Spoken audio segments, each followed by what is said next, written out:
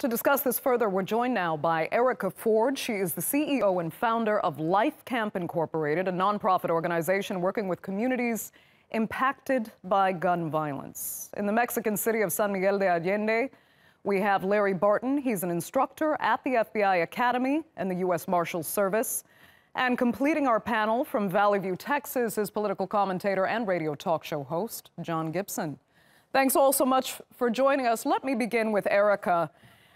I'm just going to ask you, do you think this movement is genuinely making a difference, or do you fear it will fade away as the outrage has before with so many gun massacres? Well, someone who sits here from 30 years of dedication to eradicating gun violence, I say that it is a spark that is lighting another Erica Ford, and that as I am here 30 years later, still dedicated, still making phenomenal changes and advancements and reduction of violence as we did here in New York City with the creation of the New York City Crisis Management System, I feel that the spark that lit so many lives on Saturday will be a continual fire that will burn and change the conditions of our children and as it relates to gun violence in the United States and across the world. Okay. Larry Barton, is it different this time?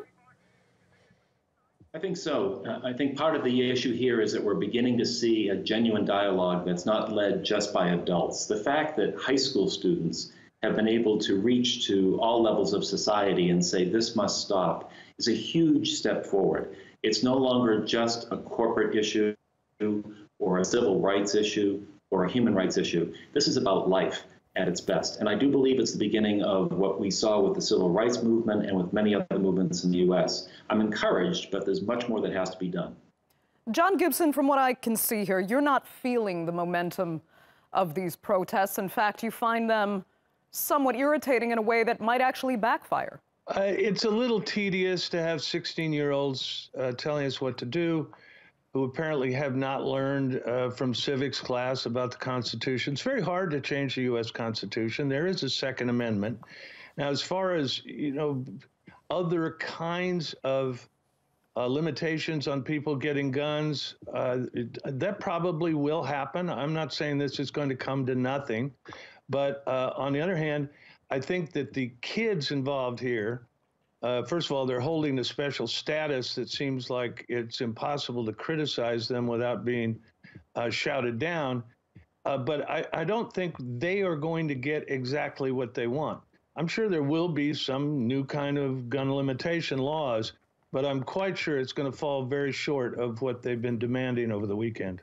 I mean, John, you say they don't really understand the Constitution, they don't understand the Second Amendment, but then explain to us. I mean, the word amendment means change. The Constitution, as originally written, had to change at some point. Why should this movement not reflect on whether that change is appropriate today in 2018? And the Supreme Court can perhaps look at it again. You just have to remember what has to happen for an amendment, something to change in the Constitution. It needs 3/4 of the state legislatures. It's very hard. It needs it needs a supermajority in the U.S. Congress. It's true there have been amendments to the Constitution. We can see them all there. I'm just suggesting what I'm hearing from people like David Hogg and others of the students from Parkland. They're demanding stuff that I think is going to be very, very difficult to change in the U.S. Constitution. Okay, but they're also saying your right to bear arms, as per the Constitution, does not override our right to live.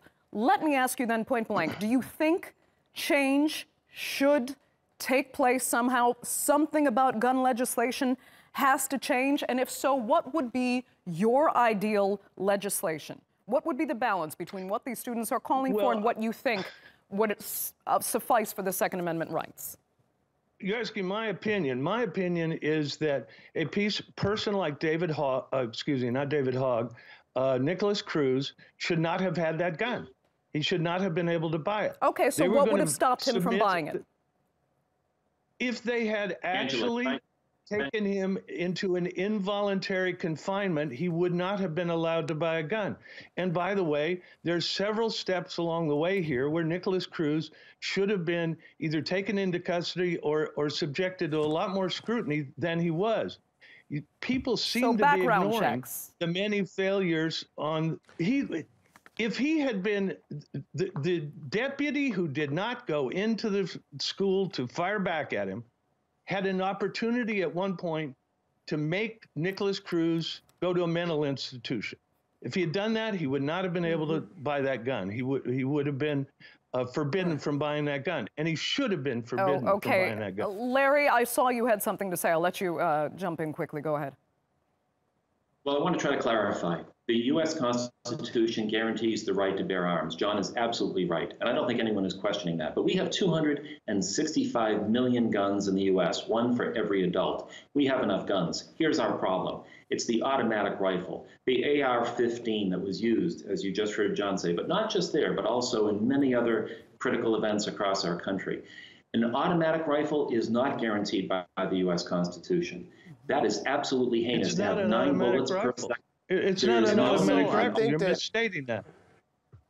There is no need for an automatic rifle in the hands of a civilian, number one. Automatic number two, I think you just said illegal in this country.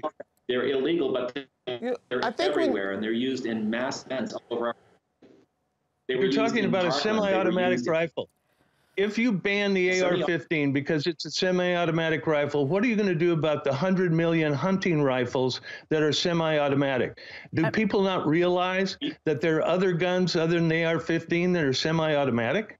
We're getting into too many technicalities about these guns here. The bump stocks are also on the market as well. That is Erica, go ahead. You know, when we get into that is exactly what happens when you get into the conversation of particulars, that the general call is for people to live, you know, and so when we get into the particulars of what gun I have and if it's bigger and you know, then people are going to say, well, I got mines, and you get into particulars. Let's stay focused on the point that what are we going to, he had a point in terms of how do we deal with this question.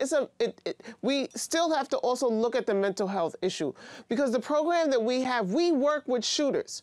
We work with people who have the potential to shoot somebody, and so we change their mindset. We've put our full focus on the decisions that they make, how they make their decision, and stay on top of those people. So that if we were in Parkland, for example, we would have been working with that young man because he had a high risk of shooting someone. There is a very serious constitutional issue here, and we've heard President Trump say this is really a question about mental fitness and mental illness. There's a constitutional issue. Let me ask you this specifically, though. When you hear legislators talking about legislation that would prevent mentally ill people from getting firearms, you can't do that by the Constitution, because the Constitution cannot discriminate against people with mental illness. Someone who suffers from depression that perhaps takes antidepressants has just as much of a right to defend himself and bear arms as, say, anyone that we would deem mentally fit. How do you address that? It seems like this legislation will either have to be all or nothing. Going back to what Larry was saying, the Constitution does not provide for semi-automatic and automatic weapons, Larry. We can't legislate our way out of this issue. We cannot legislate our way out of this issue. There are various things that have to happen in the United States to deal with the violence issue, to deal with the gun violence issue. New York City is a heavy legislated city, and we still have people who kill people. It is more than the laws, and it is you know, the work that has to be done both on the ground and in the legislative chambers that will change the condition of violence in America. Okay, Larry, go ahead. We have had a national mantra, Angela, which says, and Eric, I think you'd agree, and John would as well, if you see something, say something. If you see someone who is mentally ill, if they are talking on Facebook or on a post about injuring others, speak up. Well, guess what? 23 people spoke up, at least in Parkland. And Erica is right. The mental health system has failed. No one intervened. That sentence, if you say something, lost its credibility because no one could connect the dots. We need to rewrite our laws, and we need a social cause which says, as to John's point, if you need to hunt, we respect that. If you need a private weapon to protect your home, we understand that. But we have to address mental health that is out of control and not getting the treatment, and law enforcement agencies that are not allowed to talk with one another, let alone the treater of those who have said, I will kill. The fact that we have people from talking to one another, psychologists, psychiatrists, school counselors, principals, parents. The fact that this is a total vacuum, that we cannot connect the dots, is a huge social dilemma that we must face. John, if we can, I'd like to talk about that kind of better case scenario you mentioned before, whereby you said the deputy in Parkland took off. He didn't go in and do his job to better protect those students. You know, I remember, and you'll be very familiar, I assume, with the Sutherland Springs church shooting, in which the neighbor came to the rescue of some of the parishioners that were there, and he was hailed as a hero for saving a number of lives. When you saw the interview with him later, and he broke down and cried and said, "I'm not a hero. I didn't get to save these people. Too many people died. These were my neighbors that got shot." And in the end, he was deeply traumatized by having to take another human life and not getting there in time. Is that the best case scenario when you have more arms around to try and protect innocent people, that you leave someone with the mental trauma of having to shoot another human being and come to the rescue and still see innocent people die? Yeah, it is. It's the price of it. Look, you know, we keep talking about, and I'm sorry, this was not an automatic weapon. Automatic weapons are not allowed, even under the U.S. Constitution. It's a semi-automatic weapon. If people say, look, we don't want this AR-15, fine. You know, you ban it. Who cares? But I can tell you this. They're then going to discover there are millions and millions and millions other semi-automatic weapons out there. And the first time a kid brings a deer rifle to school and shoots somebody, they're going to say, "Wait a minute, we didn't know there are more semi-automatics out there." The answer here is to protect the school from anyone, crazy person coming in with a gun. And not to say to 100 million people, there are 36 million people in this country who have hunting licenses, who all probably own 2 or 3 guns apiece. I'm not seeing here anybody offering any kind of answer. What are you going to do about that? What clearly ought to happen here is that somebody who's had mental issues like Nicholas Cruz should not be allowed to buy a gun. I'm perfectly fine. I think a lot of other people are perfectly fine with that limitation. But if you're going to try to say, all right, 40, 50, 60 million people who have guns, please turn them in, I'm just suggesting to you that's not going to work. But Erica, let me ask you, is that what you think we need to see? Does there need to be something broader here, like an amnesty? We need to get the 300 million estimated guns in the U.S. reined into a point where only people who are responsible enough to carry them and only those non-automatic weapons are out there? I remember a time when that did happen, where they called for people to turn in their guns on a national level after the war, because I remember my father, who was killed in the Vietnam War, my mother had to go turn in his guns. So, I mean, it is something that can happen, but there's no one nothing that fits the resolution of violence in America. It is a health issue. It is a legislative issue. It is a people's issue, and we all have to work together to move forward on getting guns out of the hands that people who don't need them, keeping them safe in our houses, and changing the mindset of those people who do use gun as a resolution to their interpersonal problem, and make them put it down. You know, you talked about the officer who was impacted by fear, as well as the young man who went into that school that was impacted. That was 2 plain examples of people with guns, and they were both scared. One didn't use it, one used it. And so now, how do we move? That's both sides of the equation. Now, we have to help people heal. We have to help change mindsets. We have to make guns safe in our homes, because nobody, if this man who is talking, or anybody on this show, or anybody that has guns in their house, if their children were in a room and their wife was in a room and somebody walked in with the most high-tech semi-automatic or a little handgun, which one would they want their children to be? They might have a safer chance of knocking that person out with that handgun as they would with that semi-automatic, who might shoot all of them in one swift. You know, so it's just relative to you at the time of your intersection with that incident of violence. And we have to make our people safe, both mentally and physically. Okay. Larry, can I ask you this? Why, as in most other developed countries on the planet, The military and the police are trusted to protect the public, and generally they do a pretty good job of that. Why is that not enough for Americans? Well, I think first, because back to the original point, our Constitution, created by people who were fleeing largely Great Britain, said you should have the right to bear arms so that you are able to fight yourself against the government if you ever were fighting a tyrannical state. That is virtually word for word what the argument was.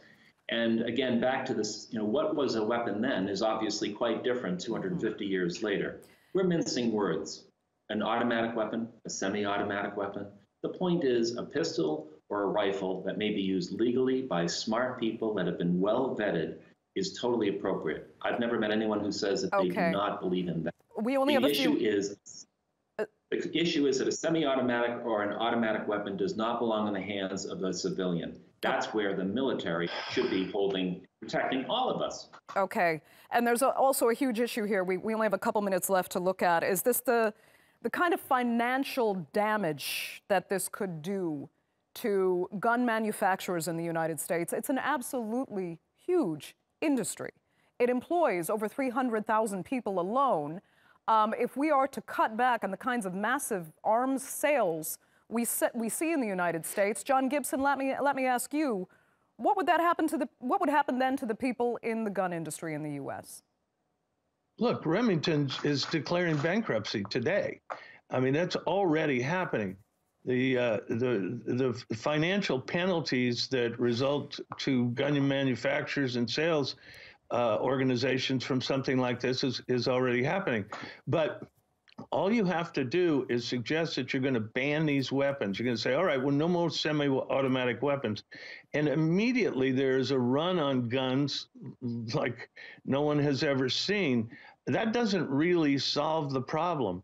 If you want to focus on people who shouldn't have guns, go ahead. But leave the people alone who don't do anyone any harm with their guns. Erica, let me ask you, what do you think you, as a gun control activist, are really up against here when you're looking at this multi-billion-dollar industry and extremely powerful gun lobbyists? How are you ever going to not change? How would you ever turn the gun industry into what the tobacco industry in the U.S. became? I don't think that that's a real issue. The other number that I want to look at is that black men are 13 times more likely to get shot by a gun, that 1 in 3 homes with children have guns in them. Most of them are unlocked and or loaded. And so we need to protect our children. That is our only responsibility. It's not about dollars. We understood, but there's an economic issue here, Erica. This is a gigantic industry with extremely powerful lobbyists. The economic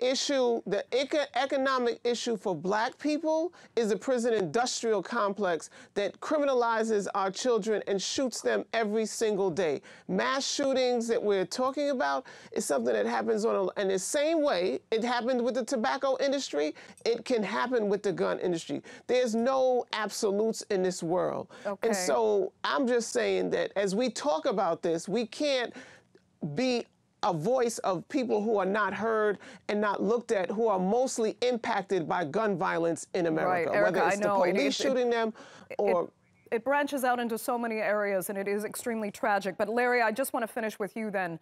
When I talk about, the demise, really, of the tobacco industry, big tobacco was extremely powerful in the United States. It has diminished incredibly.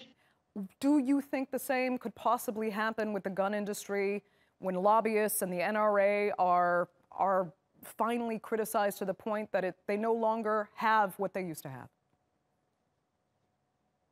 The question you've asked is, are guns integral to the U.S. economy? And the answer is no. They're not a powerful, huge part of our gross economic product. But the gun lobby is.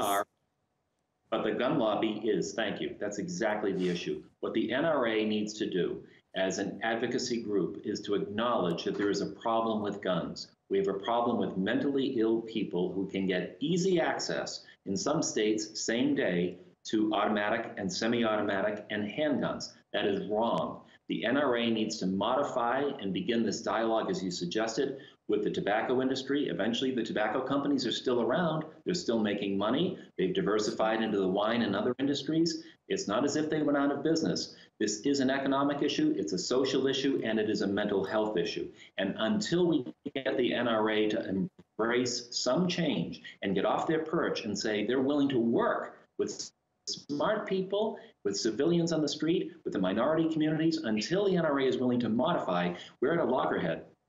Okay. John Gibson, quick final word.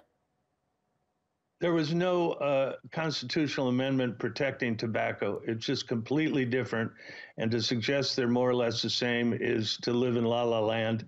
You have to deal with the fact that this is a constitutional amendment. There are ways to change it, but it is very difficult, and you cannot be so radical innocent people in your will have approach. to continue to die. Look, if you go ahead, try to change the Constitution. It's a hard thing to do. I would still be a slave if we didn't change the Constitution. Yeah, and guess what? It took a civil war. So I don't think anybody's looking for a civil war to overturn the Second Amendment. Times is different. Times is different. They're not that different. And if you want to try it, good luck. But you know what the constitutional hurdles are, and don't pretend like they're not there. Okay. Can we all agree on one thing? A mental health challenge needs to be. Can we Larry, all agree on that?